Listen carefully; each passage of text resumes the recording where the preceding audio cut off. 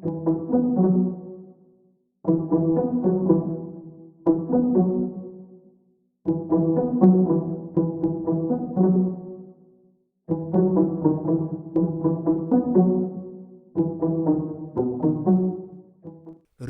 fivarotana sy fidorohana zava-mahadomelina indray teny sotry teny lehilahy 13 no voasampy ny polisy tamin'iny androny omahaliny tao anatin'ny opération Coudare.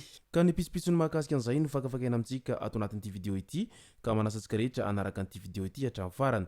Asa diny ny milaiky ny vidéo antsika ary tsarova hatrany ny miabone amin'ny chaîne antsika mba ahafahanareo manaraka sy tahapaka ny vidéo zay lefa nahita isan'andro. Tsy ampy mo isika fa avy hatrany tonga de vavany ndao ary.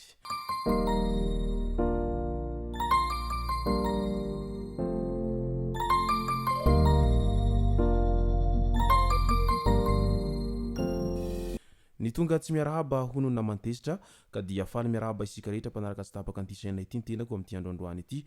Arakin'izay efa natsipiko zay dia ny mahakasika ny ezaka ataon'ireo mpitandro ny filaminana amin'ny famongorana hatramin'ny fakany ireo mpidoroka sy mpivarotra ny zava-mahadomelina no tena iompanantsika ato anatin'ity vidéo ity. Fa milohan'izay dia andao aloha resantsika ireto tsara fantatra manaraka ireto. Kaomina Antananarivo renivohitra 7,70 miliara ariary ny vinavinany tetibola 524 ho an'ny tanàna Antananarivo renivohitra izay hodiniana mandritra ny fivorian'ny filan-kevitry ny munisipaly haharitra 10 andro izay nanomboka tamin'iny andro ny 3 maritsa 2024 iny. Nahitana fiakarana 7 miliara ariary izany raha hoarina tamin'ny taona 2024. Angovo azo vaozina amin'ny masoandro voasonia ny fametrahana tobo famokarana angovo 80 megawatt ho apetraka atao anatin'ny 3 taona io tobo famokarana angovo io raha ny nambarany jirama tao amin'ny pejiny. Fiaraha-miasan'ny ity farany amin'ny Henri Fraise et Fils Compagnie na HFF mo izy ity. Apetraka amin'ny dingana 9 megawatt isan-taona, Fianaratsoa, Manakara, Tsiazopari, Tsirony Mandidy ary Nosbe no ahazo tombony voalohany amin'ity taona 2024 ity. Antenaina fa ho hisy fihenana arak'izany ny délestage sy ny fahatapahan-jiro lavareny izay hita manerana ny nosy tato ato zay. Nisy eny indray nilaza fa tokony hatao ny fifidianana izay hitantana ny faritra. Tokony hatao ny fifidianana izay hitantana ny faritra raha ny nambarany Soava Andriamarotafika izay mpampakaten'ny seny teny Alarobia tamin'iny androny afaka omahaliny raha nanontaniana ny toy ny fanatanterahana ny fifidianana manaraka taoriny fifidianana ben'ny tanàna sy ny mpanolotsaina faranteo iny. Tsara atao any amin'ny tapatapany taona any ny fifidianana izay hitantana ny faritra izay. Antony izay fimpitoana izay ny anisany mahampifidy vaventy amin'ny fifidianana loholona ireo olom-boafidy eny anivon'ny faritra ireo. Eo amin'ny resaka vidintsoloka indray raha tsy misy fiovana dia tokony hisy fanitsiana ny vidintsoloka manomboka amin'ny misasaky ny aliny alakamisy ho avy izao.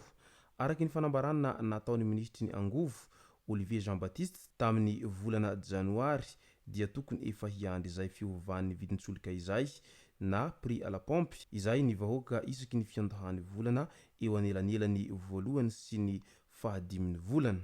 Any Morondava indray fikarohana zazalahy iray tao anaty dobo kanjo razana no hita rehefa aveo.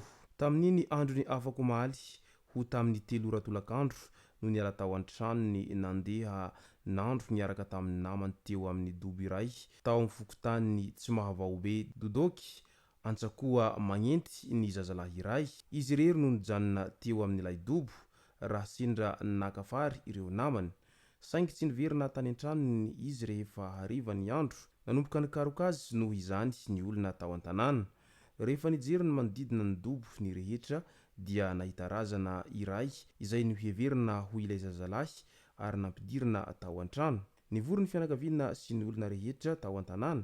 Olona hafa nefa ity hita ity fa tsy ilay nikarohana rehefa nojerena. Tsy nisy nafantatra io namoiny ainy io rehefa nentina naseho tamin'ny manodidina tao amin'ny bebe tsy mahavaobe ka nalefa tany amin'ny tranompaty rehefa aveo. Mbola teny amin'ny dobo mo ny fokon'olona sy ny miaramila nikaroka an'ilay zaza izay mbola tsy hita hatramin'izao. Lehilahy iray 17 taona no maty tsy tradrano Voatsindronantsy teny amin'ny manodidina ny croisement bloc administratif Mahajanga ny farany herinandro laso teo iny.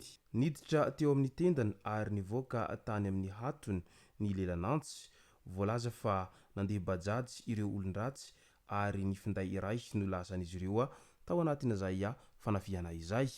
Midika izany fa tena mbola mahamay ny tanàna amin'izao fotoana izao ka dia mailomailo hatrany rehefa mandeha indrindraindrindra fa amin'ny andro alina. Teny ikopa indray tovolahy iray izay nitsoraka tao ikopa. Tsy hay izay tena olany fa mbola tanora ny fahitana azy.